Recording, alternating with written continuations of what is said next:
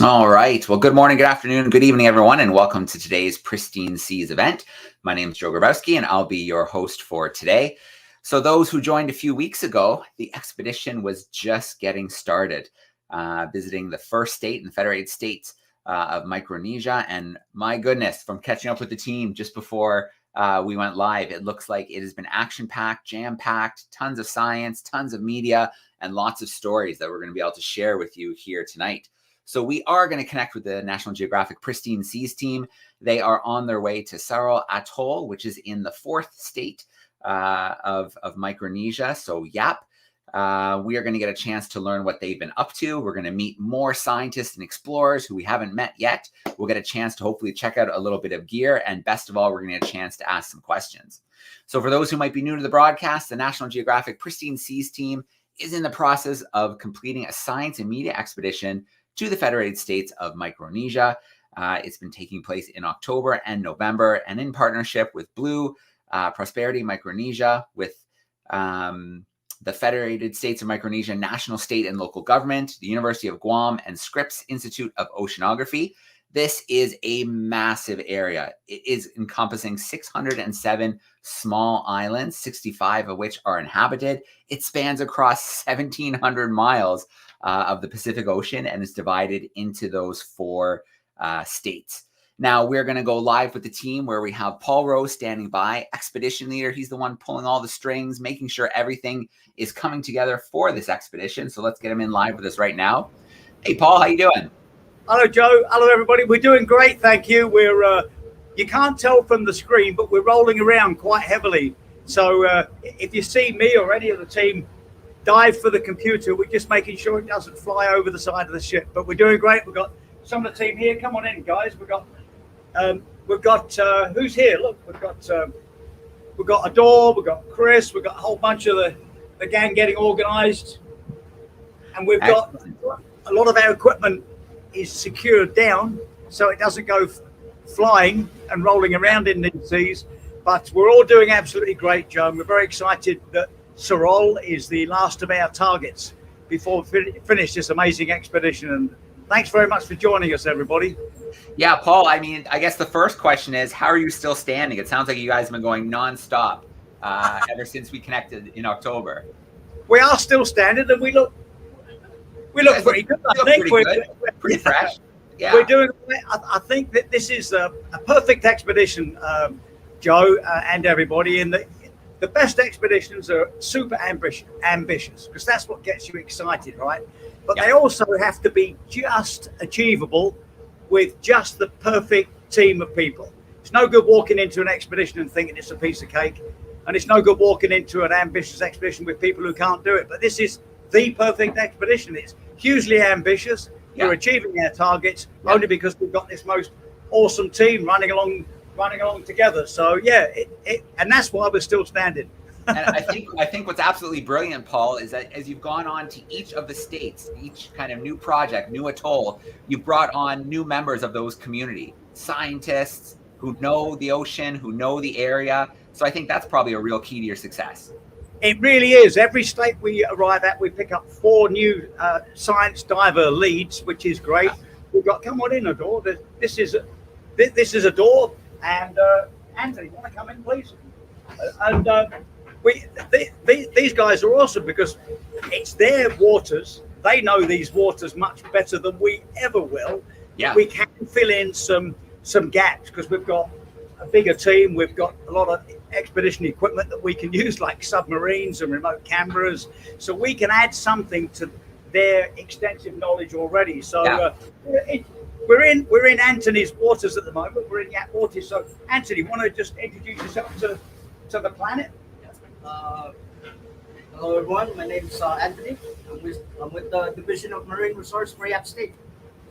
All right, Anthony. Go ahead, Anthony. Come in here. I was going to ask, because you know these waters, can you give us a sneak peek? What do you think the team is going to see when they explore these waters?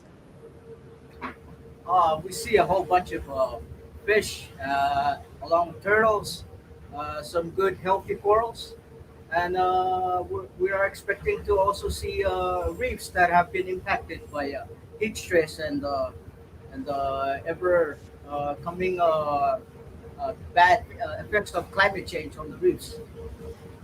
All right. And maybe I can introduce Adore as well. Adore, Yeah. come on in. Yeah. Afternoon, everybody. My name is Adore, and I'm from the state of Chuuk, and I'm assisting as well with coral reef monitoring with the team. Well, tell us a little bit about the waters in that state. What did you guys see while you were exploring those waters? Yeah, the state is pretty good sites. There's inhabited islands that are doing much better than other islands. So it's exciting for myself, being first time being out here as well, same like the rest of the team.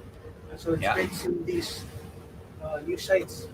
And thanks to you guys. And as you can imagine, Joe, when we arrive at some of these remote atolls and some of these communities, we very much need their leadership. And so they lead the way on the right way of being with these, accepting their hospitality. And with their hospitality, they give us, even though we've got the official permission to work in these waters, we want to get the local chief's permission too. So Of course. they do that, and we follow. It's a lovely combination of high-tech science, local cultural and historical knowledge, and that human connection with remote communities. Can't go wrong. Yeah.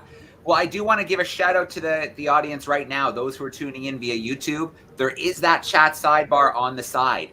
Anytime throughout the event today, any questions you have about the team, the gear they're using, what they've been seeing, what they're getting up to, use that chat sidebar, introduce yourself, and send us in some of those questions, and we'll work them into our presentation today, which, like they always do, is going to go by way too fast.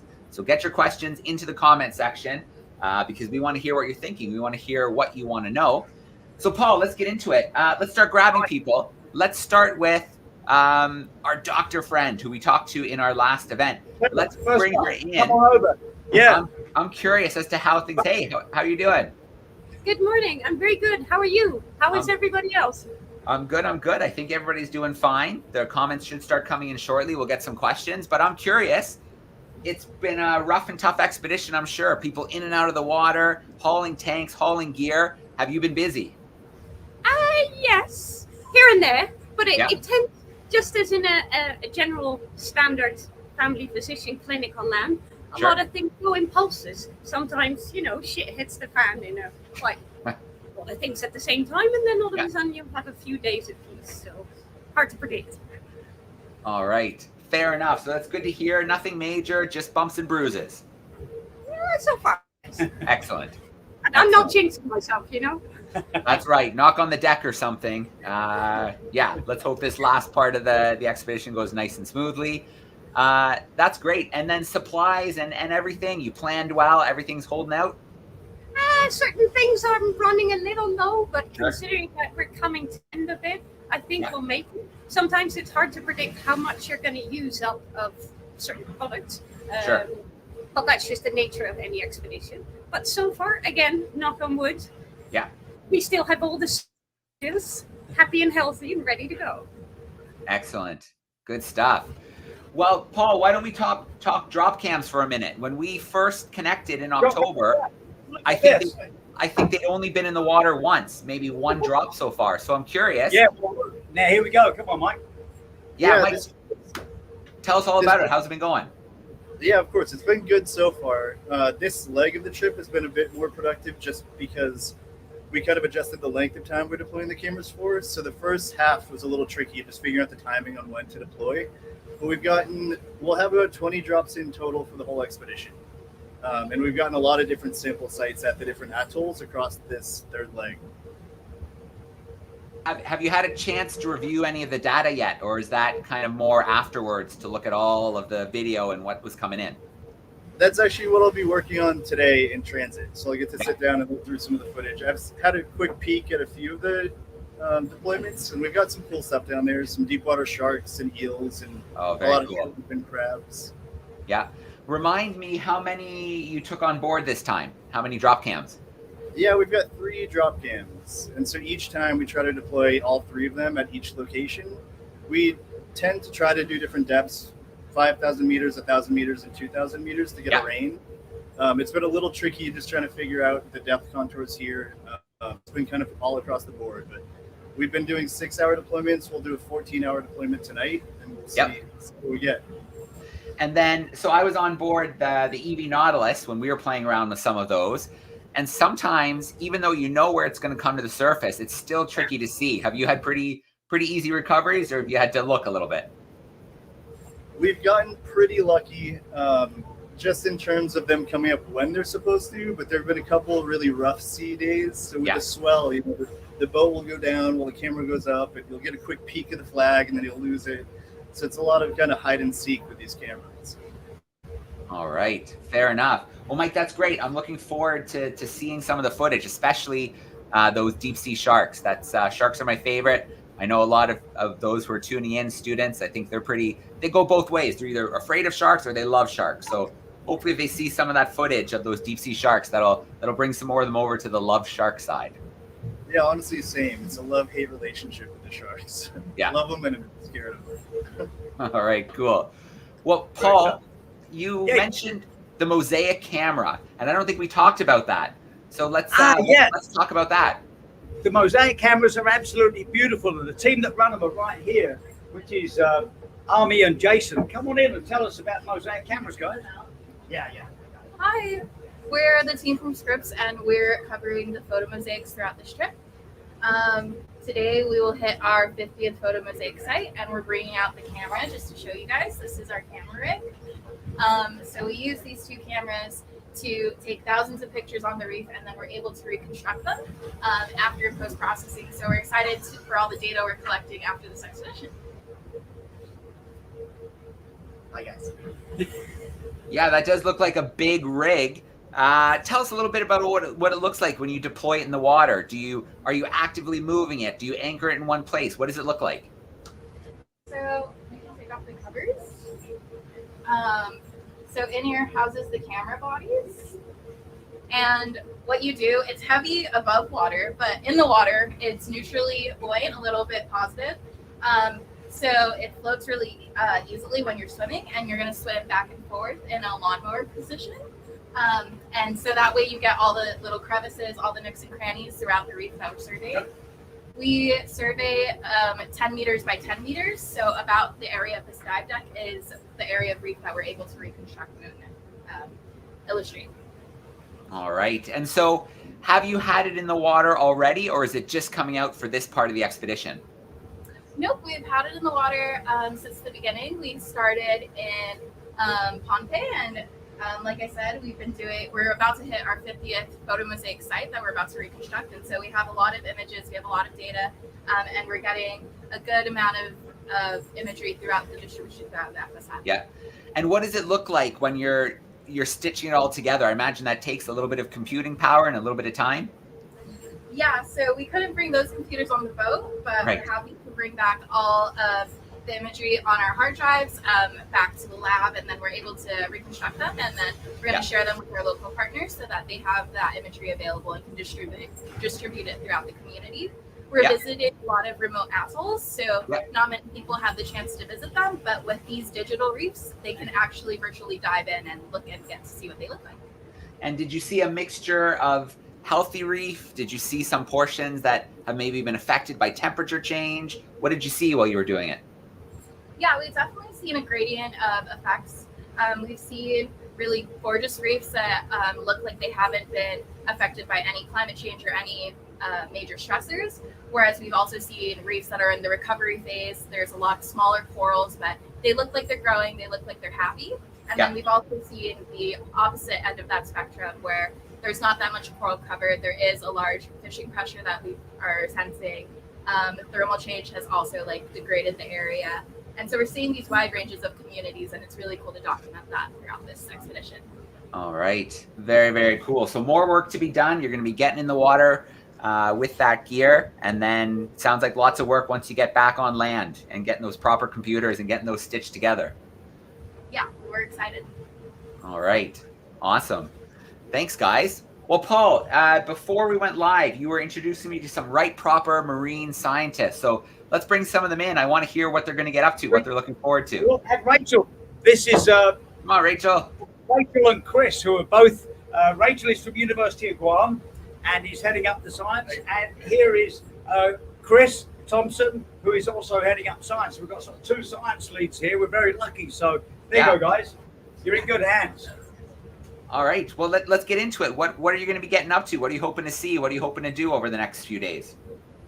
So in terms of my team, we all kind of have different specialties. So I look at corals, but I work with all of the Micronesian divers, and they look at things like fish, coral cover, invertebrate assemblages, and you never really know what you're going to see at any given dive. It's kind of a mixed bag. We've seen some sites with low coral cover but high diversity, and then other sites that are just teeming with corals, teeming with fish, and it's just absolutely gorgeous. So fingers crossed we're going to see a couple more of those sites, but with climate change, you never really know what you're going to see at each dive. All right. And Chris, what are you getting up to? Hey, I'm just helping out. We're basically doing all the remote camera systems. So we have cameras that Mike's putting offshore, but then we also have cameras that we're putting out in the blue to look at things like pelagic sharks or tuna or billfish. And then we also have some that we're putting on the reef, but a little deeper than the divers are diving. So that'll kind of fill in the gaps of the communities of what we're seeing in terms of on the reef, off the reef, and in the deep. We're also looking at seabird communities, so looking at some of the islands and then the waters offshore to see there's a really important link between the seabirds and the reefs. And then we're also just doing some exploratory snorkel surveys to fill in some of the gaps, as we're only in these atolls quite a short time. So whenever we get some spare time, we jump in and we see if there's any important resource species that are there, just general coral health or anything else that might be happening in that environment that might be important for the community to know about. All right. I like the sounds of that. Your spare time, you're using it to jump back into the water. I think that's perfect. That's absolutely what you should be doing. You're in an amazing part of the world, and you're in a really special position to be able to document and bring it back to the communities, but also to the world. So I can't wait to see all the media that's going to come back together, all the results from the surveys. Would you say that what you're collecting right now is mostly baseline data that then can be used and compared in the future on other expeditions? It's kind of hard to say. It would be lovely if this could be used as baseline data, but in terms of climate change as a whole, these reefs have definitely been affected by the influences of things like El Nino events. So it's hard to develop a baseline for those. But in terms of future expeditions, it would be fantastic to be able to compare what these reefs look like now to what they might look at like in 2, 3, 10 years even.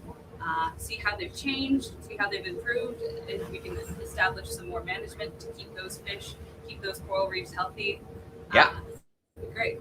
The other thing that's really cool on this expedition is we have that snapshot of what's going on at the reefs now that we can compare to the future.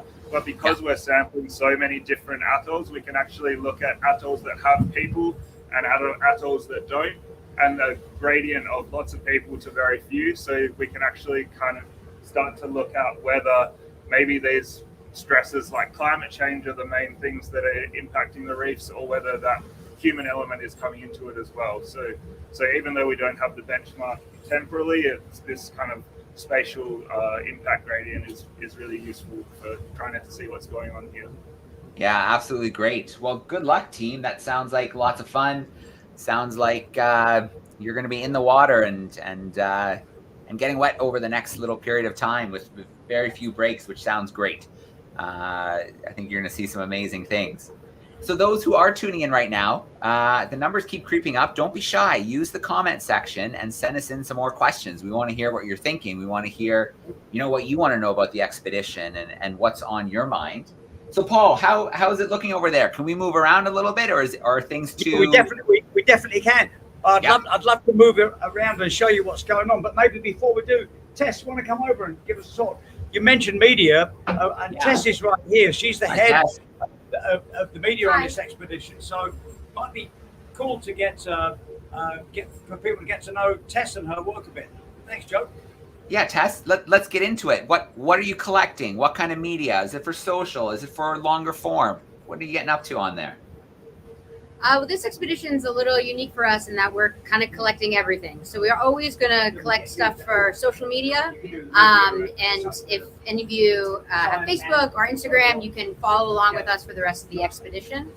But yeah, we're also collecting media that we're going to use to create 4 short films. Each one focuses on each of the states of the Federated States of Micronesia. So we have a short film on Kosrae, short film on Pohnpei, Chuuk, and then Yap. And then we're also collecting media about the expedition and about the science work that's being done and the divers who are able to join us and lead this work for us. So in the end, our goal is to have the 4 short films, and then we're going to put them together with the expedition piece of the media and have one longer film that we'll be able to bring back to FSM and share with all the communities that we've worked with. Yep. And have you been to all of the states so far? Have you been on for the entirety of the expedition? Yes, I have been here, which it's felt like both a long time and a short time. Right. Started in Kosrae with the team. Paul and a couple others of us have been here the whole time. Yeah. And yeah, we're finishing up in Yap, and we'll be in Yap State in a couple of days. We have the team on board, and then we have a media team as well on land, and they have been shooting everything on the land side of things. So they've spent about 10 days in each of the states. So they're collecting the media that's going to be the bulk of the short films that we're making. Yeah. So we've been out here filming, and they've been out there filming at the same time. So we're coming home with a lot of media, which is going to make a tough time for the editor at the end of this. We're going to have a lot of footage to look through. But we've been able to capture a lot of great things. So we're excited to see how we can put it together. And they have you there who can kind of maybe help them frame the narrative a bit. You know, you were there, you saw things happening.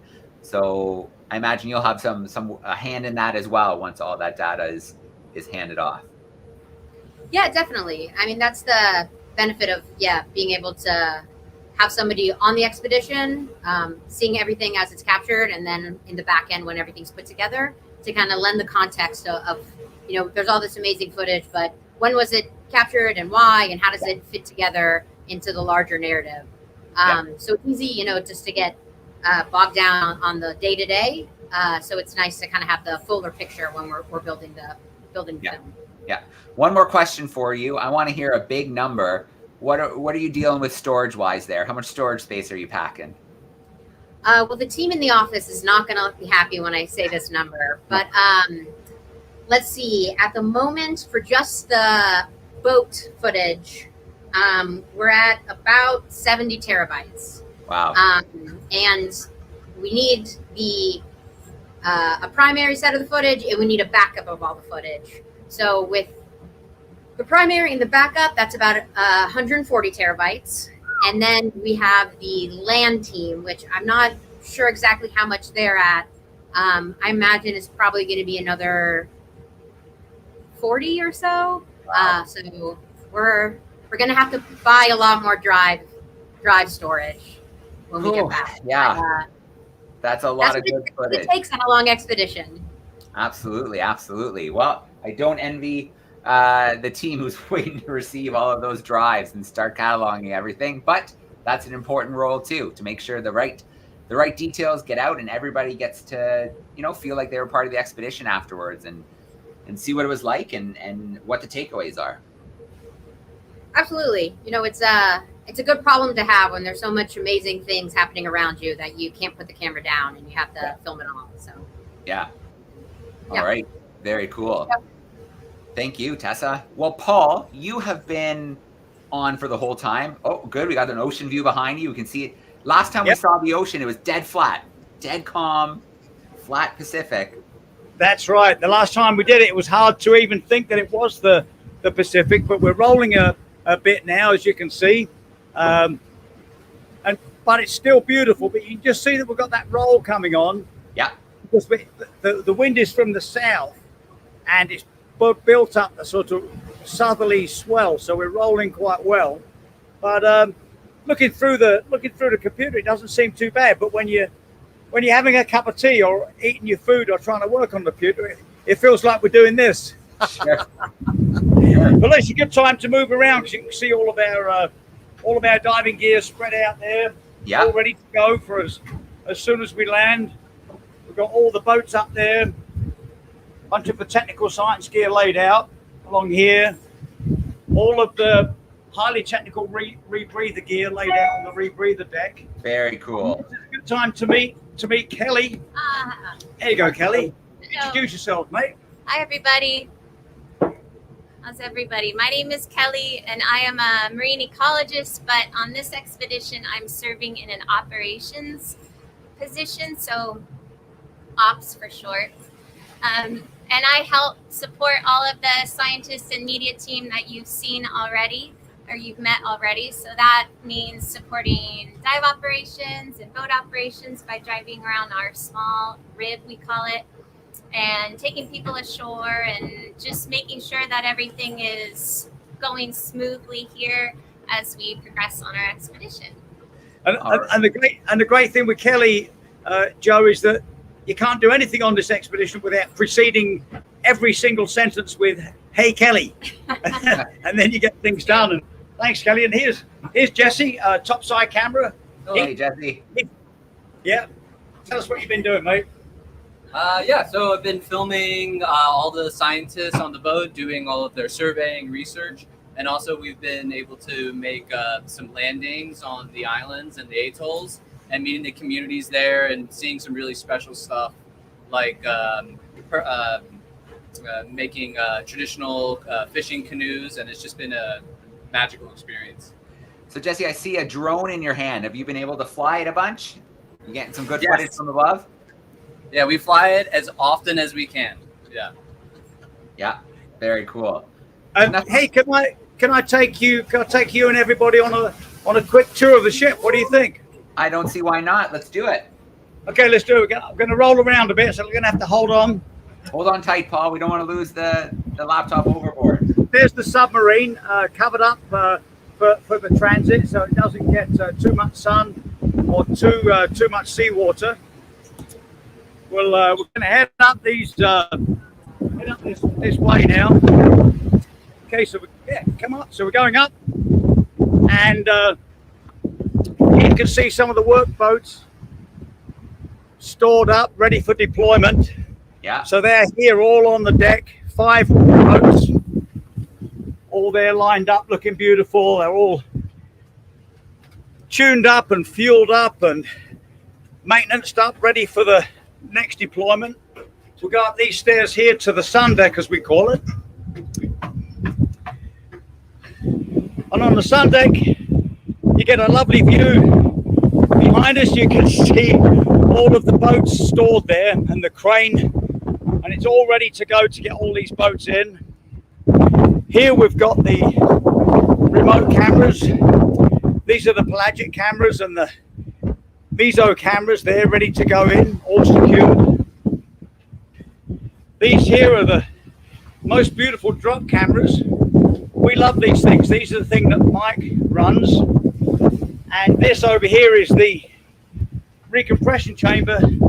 So if we have a diving accident, we can be completely self-contained and do treatment in that chamber ourselves. We don't need any external help. So again, that's covered up for the trip. But yeah, we're on the science deck right now, and you can get a sense it's a bit windy, but it's a very lovely place to be up here. Yeah, it looks like it, absolutely. So Paul, we have in Pohnpei, we have the 7th day Advantage School. There's some 7th graders, and they'd really like to know what are some specific things that the team has been researching. What are some specific, are there any specific creatures or coral, or, what have you guys really been looking at? Absolutely. Here you go, Chris. What specific things? So we try and cover as much of the marine environment as we can, but there are obviously some things that the local communities are most important to them. So we do the scuba surveys. They're looking at coral. They're looking at fish. So they look at both all the fish that they can see, and then also in particular they do size estimates of the fish that they eat. And then we're also looking at invertebrates that might be important for people to eat or for commercial reasons as well. So looking at things like clams, trochus, sea cucumbers, and then offshore we're looking at anything that we see on the remote cameras, and then seabirds as well. But yeah, we're trying to log as much as we can, right from tiny small organisms all the way up to the biggest, and from really shallow to deep. So we're trying to get a really good picture of everything in the marine environment as we go along. And then, you know, you're looking at everything you can see. You're looking at for the biodiversity, how much life is there. Why is it important to have that picture of the biodiversity? How does that help the local community kind of make decisions about the waters? Yeah, well, you really want to have a good intact ecosystem to make sure that every part of that system is healthy. So if we remove, say, one element of that system, then it can collapse and have knock-on impacts to the others. So, for example, if you remove the sharks, then they're not controlling the predators the next level down from that, and then that can mean that there's too many of them, and it gets out of balance, and they eat the herbivores, and then the coral can be unhealthy. Similarly, you know, if the coral's not doing too well, then the structure of the reef is changed, and then maybe there's not good crevices for the other fish to live in.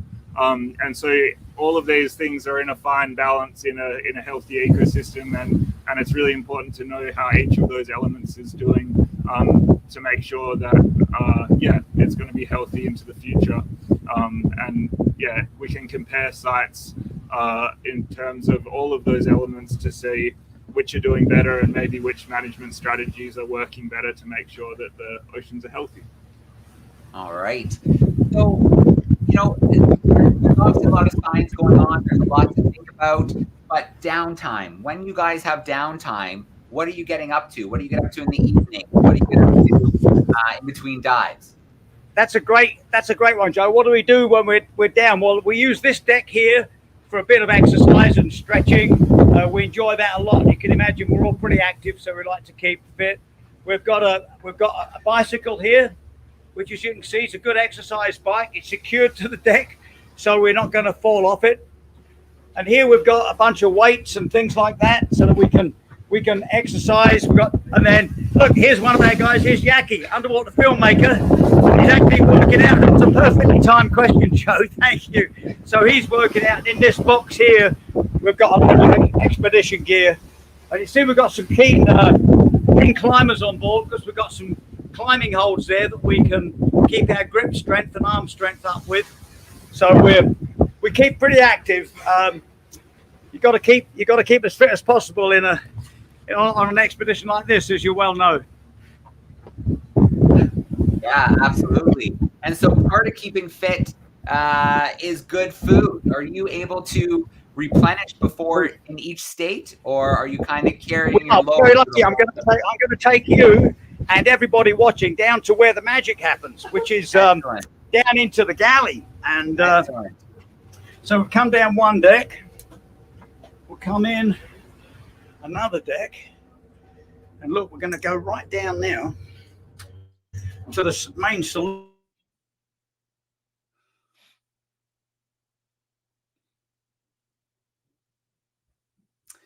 Oh, it looks like we've lost Paul for a minute. I think it's just because he's moving. Yeah. There we go. Here we're going back. Yeah, this is the main room where we work, and we do the all important planning on the amazing whiteboards. There's the plan for the next couple of days. Yeah. And it's a great place to relax and work, and you can see some of the team here doing exactly that. Over here we've got some key people. We've got our great friend Chuuk, who is the lead submarine pilot, and Roberto. And Roberto is organising all of the Argo operations and related, and Chuuk is organising all of the submarine and ROV deep camera related. Look, in there is where the magic happens. Come on. All right, let's see what's going on. Look at this. This is it, everybody. Hi. The magic happens in here. You know, we've got Jason, Sol. Look, I forgot your name. Sol is here. And these are the guys who help make the magic happen. They go from ingredients come on, but we'd all recognize these ingredients, but wow, you know, where do you store this stuff on a ship like this for weeks and weeks and weeks? Well, every little space is jam full of food. So this team have to not only make beautiful food, but they have to collect it and gather it and rotate the stock so it doesn't go off. It's an enormous job, this, and we love the food here. We love these guys. And just so you know, Jason also does amazing haircuts. What do you reckon? There you go. Looking good, Paul. I'm curious, Paul, if maybe Jason can tell us, you know, what's the most challenging thing? I'm sure he's worked in kitchens on land and in homes and such. What's the most challenging aspect of doing this on the ocean day after day? What's the hardest thing of working in the ocean for you guys? What's the hardest bit? Good. Excellent. They like it. Okay. These guys, you know, everything with them seems to be simple. Doesn't matter how rough, you know. They're up to any challenge. That's good. That's important because I think full bellies. And perfectly timed, because here's Yossi. There's Yossi again. Hey, Yossi. Hey. Just so Yossi is the man who owns this ship, and we're very lucky to have an agreement with Yossi and his team that we can have this 5 years. Yossi, you have a beautiful ship. It is so great to be able to show it to classrooms on these expeditions. Thank you very much. Yeah, very cool. And actually, he's made an appearance in our first event. And then, Paul, the little clip you did for me for our Darwin Day event, Yossi made an appearance. So he's always around, keeping an eye on it. Yeah, that's exactly how we like it, Joe. We like it when Yossi's around. Yeah, very cool. Yeah, Awesome. I will be around most of the trip. Excellent. Thank you, Yossi. It's a beautiful ship, and the team is lucky to have it. Looks like they're getting good science done. You're telling me we're doing great, Joe. And then we're back inside the saloon again now. There you go. Yep. So we're back in. It's a bit quieter, so I can hear you if you've got questions and stuff. Perfect. Well, Paul, let's get into, you know, this expedition took a lot of planning. You've been thinking about this for a long time before you ever hopped on a plane, and before you got down here. Now it's in action. It's happening. You're 3 states in already. I wonder if you could just reflect a little bit on what it's like to see a plan come together, and you know what the last 3 weeks have meant to you and the team. Yeah, it's a very beautiful thing when a plan comes together, because it's one thing looking at a map and a sea chart, and another all of the team lists and who's going to be on it and what are our scientific and media and political goals. What are we really trying to do in these places? And then that first exciting plan becomes years of planning, detailed planning, which we do. And once we've reached that detailed planning, the expedition itself can feel a bit remote to me. It just seems to be out there, and wake up in the morning and I look at my computer and there's been loads of planning action, getting involved in some long and enjoyable Zoom calls and team meetings, but at funny times of the day. I live in Switzerland, and so a lot of the planning meetings for FSM have been at 1, 3 or 5 in the morning. So we've had months of those calls. And then at one beautiful moment, we're all together on the ship. And as soon as we slip lines from the dock on that first departure, suddenly all of that planning becomes a live, beautiful thing. And it's a moving, exciting moment. It's just one of those moments. And I often relate it to my very first scuba dive in 1969 in the English Channel. And as I jumped in the sea, going diving for the first time, the ocean just rushed in my homemade wetsuit. And I suddenly realized that I was this tiny little person in the world's largest, most exciting, most powerful, least explored, least protected ecosystem on the planet. That's exactly how I felt. I couldn't have said it in those words when I was an 8-year-old jumping in the sea, but that's how I felt, that sense of freedom. And I still feel that every time we begin an expedition, and all of that planning becomes a live, beautiful thing. It's amazing, Joe. Yeah. So expeditions, you plan it the best you can. You try to have the best tools, the best equipment, and that kind of thing. So I'm sure there's been surprises, things that haven't gone to plan, motors breaking down, equipment malfunctioning. What kind of things have you had to tackle so far? Yeah, well, plenty. I mean, in my life, I think, dare I say it, you want to say I've encountered everything, but it probably isn't everything. But all kinds of things. I mean, the weather's the big one, weather and sea conditions. We can look at all of the charts. We've got a great weather service called Gale Force, who are our customized weather router. They tell us everything about the weather. But what can you do? You have these key plans, these really high priorities. And guess what? It's on a day when the sea ice is doing its own thing, and it stops you getting in, or it's just hugely rough, or just generally terrible weather. So we get that. Of course, we get mechanical breakdowns, not on the Argo. You've got to touch wood when you say that, but we have had mechanical breakdowns, as you said. And then there'll be the one piece of equipment that we expect to always work suddenly needs extra maintenance, and it delays our time. So yeah, we're always working against a time schedule, and we're running alongside the forces of nature, of course. And there is a bit of general fatigue that comes in, and so we make sure, particularly towards the end of long expeditions, that people are looking after themselves, looking after their colleagues, looking after the team in general, and not getting too fatigued that they can't operate safely. So there's a lot going on, but luckily, very experienced team here, Joe, and we're doing all right. Yeah. Well, we have someone who's curious about the connectivity, because we have a beautiful connection today. How are you pulling off this wonderful connection from the ocean? Well, we're lucky. We've got this Starlink system, and Starlink has changed our lives. When we first knew that we were getting Starlink and that it was easy to install, and we had this tiny little flat antenna, I couldn't believe it, because I've been around satcoms on boats and ships of all kinds for many, many years, and it always used to be that a powerful satcom system meant enormous antennas. You've seen them, these huge, great domes up high on ship. But firstly, we've got this tiny little flat antenna. The control box is really small, and we end up with this great connection. So it is Starlink, the Starlink system. Wow. So it means not only can we do important sessions like this, we can upload and download important science data. We can email all of our material around and hold up a really good level of personal and social comms. So things like WhatsApp, we can post all of it on social media and read that. So it's a brilliant thing. It's not only effective professionally and National Geographic communication wise, and for all of our partners, but it's a real good morale boost for everybody on board. Yeah, absolutely. We've been doing these for several years now, Paul, and I remember times where we're just connecting, it's grainy, and we can hardly hear each other, or other times where you guys have gone in close to shore to try and get a cell phone tower that we can use. It really is amazing to have this connectivity now, so simple and so easy.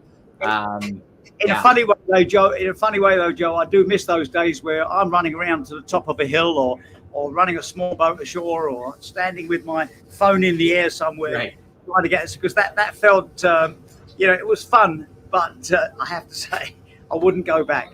Yeah. So, Paul, I think a good way to start wrapping things up is to talk about the local communities you've been able to visit. From what I can see on social media, it looks like you've been welcomed into the communities. You've met incredible people. You've had incredible scientists from the local communities on the ship.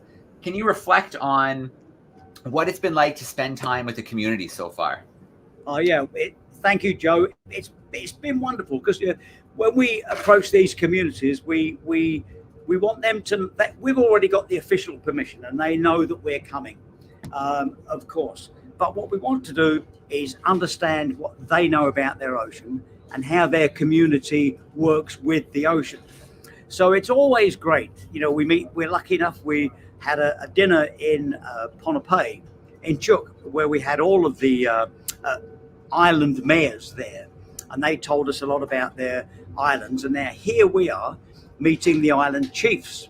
So it's a lovely thing to listen to the chief, understand what's going on, we're always given a very warm welcome. There's a little exchange of gifts. Most of us have got these lovely necklaces and headpieces that we have. We'll never throw those away. We love those. And we, like hand out a few National Geographic Pristine Seas t-shirts, of course, and hats. And it's just lovely, simple recognition and exchange. And then we learn about their bit of the ocean. They tell us where they are. One of the more memorable things was an island chief. When I was a boy, you couldn't move out there for clams and sea cucumbers. And now we see hardly any. We have some fun exchanges, whereas Chris told everybody we love to see sharks. They're an essential top predator. And the island chiefs and his team will say, we don't like sharks. They take our fish and we wouldn't jump in the sea with them. So it's a real lovely joining of cultures. It takes a while. We give it loads of time. And it's very, very important that we meet with that community before we start work. So typically we go ashore first with of course, our local science leaders. You met two of them, Adore and Anthony. We've got 4 on board. And we then get their guidance and their blessing and permission for us to begin work. So it's really lovely to take that top level planning and bring it right back to the beautiful human connection on these amazing remote atolls. We love these community connections, Joe. Yeah, absolutely. Oh, Paul, I can't believe it. It's already time to start saying goodbye and let you guys get back to some science, let you guys prepare for the next series of dives and land expeditions and drone flights and drop cams. I'm very excited for you guys. It's getting cold here in Canada. I wish that I could be there with you guys and jumping into the water and seeing some of the reefs and the biodiversity. So I can only imagine there's a lot of anticipation on board right now as everybody's kind of thinking about what they need to do and what's going to make this next leg successful. Yeah, you're dead right, Joe. We'll be there in about 2 hours, and so we need to start firing everything up. And as you said there, the best thing would be if you joined us someday, Joe, because we've had a lot of these long distance adventures. We've had a number of other adventures, you and me, Joe, but we need to get you on a Pristine Seas proper adventure expedition here at sea, Joe. So yeah, we're going to get ready now, and while my team and getting organized and getting the science gear and the operational gear all lined up, I'm going to have a cup of tea. Perfect. Well, Paul, a huge shout out to you and everything you've done to make this come together and make sure the education side was looked after, and to the team. Everybody has such important jobs. It was so great to get a chance to connect with everybody, hear a little bit of the work they're doing, what they're looking forward to, what they've been up to. So I hope everybody has a great time in the water, flying drones, diving, driving boats, submersibles. It really is an adventure. You guys should have a TV series, I think, and share some of that adventure, that high seas action. You're dead right. We'd love to have you with us and everyone that's watching all the time. That'd be great fun. All right, Joe, and everyone watching. Right. Thank you very much. Thanks so much, everyone. Joe. Good luck out there. Take care, everybody. Thanks, See you. Bye. Bye, everybody.